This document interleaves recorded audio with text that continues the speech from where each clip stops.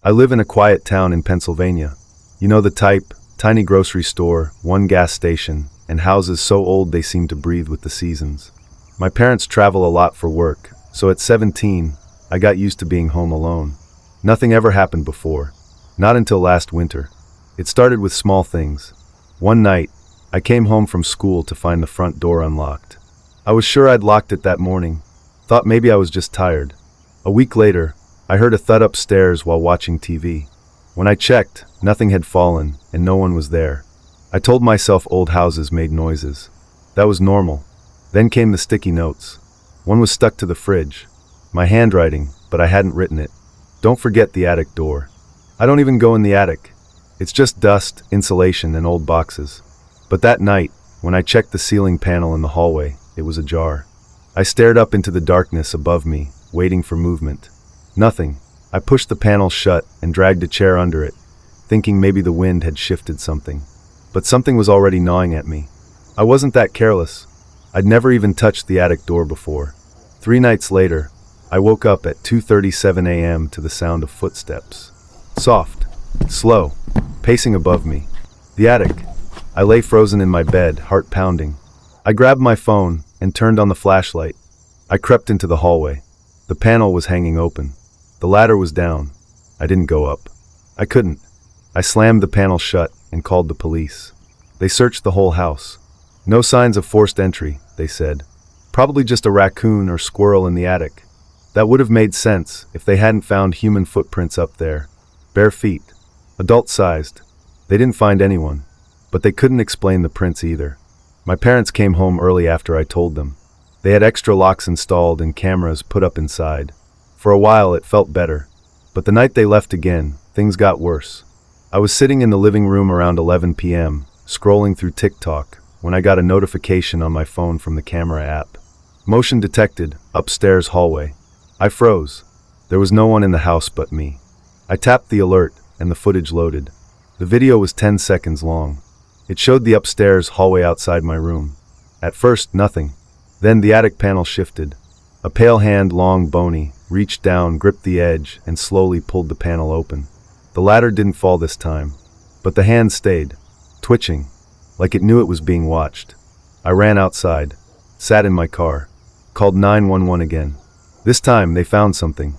Inside the attic, wedged behind a beam, they discovered a small mattress, empty food wrappers, and a broken flip phone with no SIM card. They said someone had been living up there. For weeks, maybe longer. They still didn't find him. And I was left with the knowledge that, for who knows how long, someone had been watching me, breathing above me, whenever I was home alone. I started staying at a friend's house after that. I only went home during the day to grab clothes or check the mail.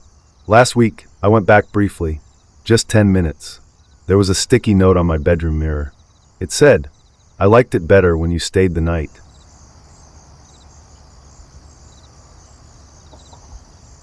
Last summer, I moved into my first place alone.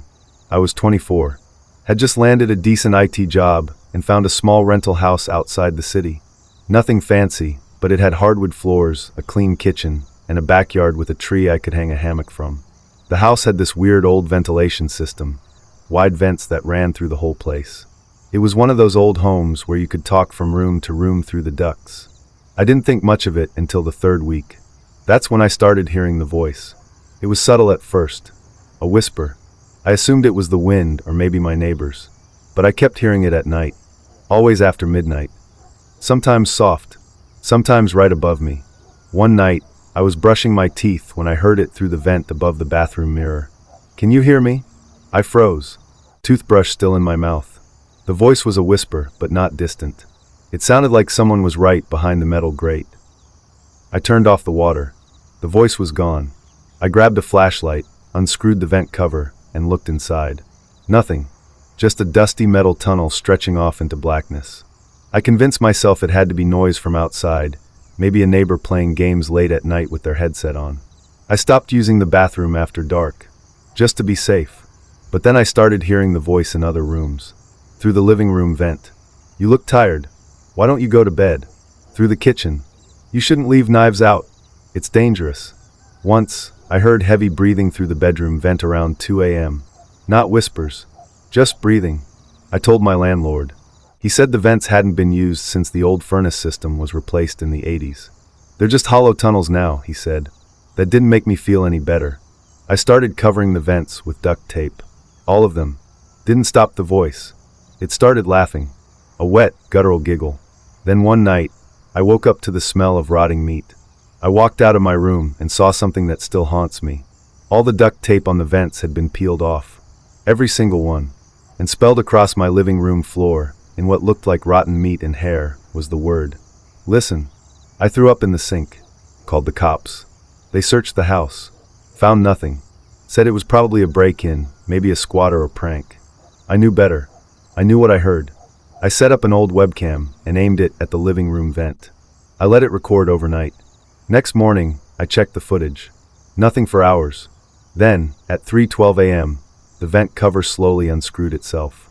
A hand reached out. Thin. Dirty. Fingers longer than normal.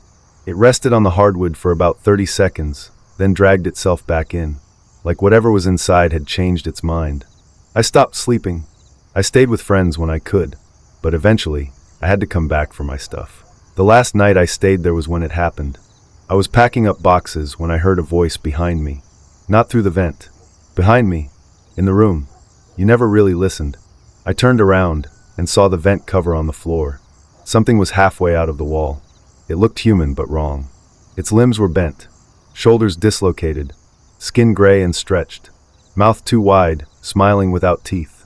It started crawling toward me, pulling its body with its arms. I saw the inside of the vent.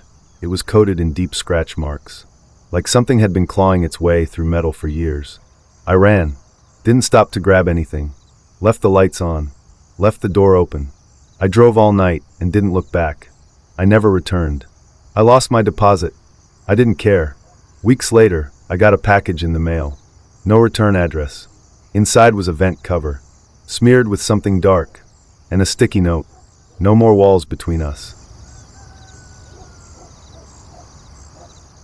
3 months ago, I moved into a rental house on the edge of town, quiet, woodsy, the kind of place people forget exists. I needed the space. My mom had just passed. I was trying to get my head right. Solitude sounded good. The house was old but clean. Hardwood floors. A basement I never touched. My bedroom had a huge wooden closet built into the wall. Big enough to fit a twin mattress inside. That's where it all started. On the second night, I heard tapping from the closet. Just 3 taps. I thought maybe the wood was settling. Old houses breathe, right? But on the third night, the taps came again. 3 sharp, deliberate knocks. I opened the closet. Empty. But when I ran my fingers along the back wall, something felt off. The paneling there was different, thinner, like plywood. I knocked on it, and it sounded hollow. Curiosity got the better of me. I grabbed a flashlight and screwdriver, and pried at the edge. The panel gave way, like it had been removed before. Behind it was a narrow tunnel, maybe 4 feet wide. The walls were stone, the floor packed dirt. At the end of the tunnel was a door. A real wooden door. Just standing there, alone, built into nothing. It had no handle. Just a small peephole. When I looked through it, I saw nothing. Not darkness. Nothing.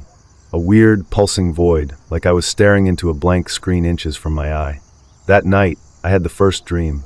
In it, I was lying in my bed, but I couldn't move. Something was sitting on my chest, breathing. I couldn't see its face, just the outline of long limbs and a neck that twisted too far. I woke up drenched in sweat. That morning, I noticed the closet door was open, and I always close it. Inside, the back panel I had removed was back in place. No nails. No tape. It was just closed, like it had never been touched. I didn't go near it for a few days. Then the scratching started, from inside the walls. It would follow me. Kitchen, bathroom, living room.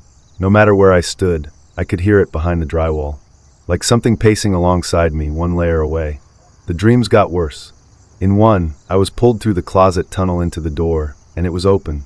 Inside was a mirror world of my house. Same furniture. Same layout. But all the windows looked out into blackness. And every surface was covered in handprints. Some large. Some child-sized. Some impossibly long and narrow. I tried moving out. But every time I packed, something went wrong. Car wouldn't start. Power would go out. One night, my phone rang, and the contact said, Unknown, do not leave. When I answered, I heard myself whisper, "Don't go. He's watching." I dropped the phone. Smashed it. Didn't matter. It rang again an hour later. Same message. I called a priest. I don't even believe in that stuff, but I was desperate. He walked into the house, looked at the closet, and went pale. Said, "You didn't open that door, did you?" I told him I hadn't. Not all the way. He nodded slowly, then asked if I had anything that belonged to someone dead. I thought of my mom's necklace. I had tucked it in my nightstand. He took it, walked into the closet, and slammed the panel shut behind him. He never came back out. Cops searched the walls. The tunnel was gone. They thought I was on something. Drugs. Psychotic break. I spent 2 nights in a psych hold. When I got home, the closet was sealed. No back panel. Just smooth wood. I thought maybe it was over. Until last night. I woke up at 2:44 a.m. My closet door was wide open. And sitting in the doorway was something I can't fully describe. It had my mom's face, but her eyes were gone. Just empty sockets. It wore her necklace. Its limbs were stretched, bent the wrong way, knees backward. Its mouth never moved, but I heard her voice in my head. "You brought him here. You fed him with your fear." The thing stood up. It was nearly 8 feet tall. It pointed toward the bed. I blacked out. When I woke up, the closet was closed again. But my nightstand drawer was open. The necklace was back. And on the mirror, written in red, maybe lipstick, maybe something worse, were the words, "You opened the door. Now he lives with you." And I swear, sometimes I still hear tapping.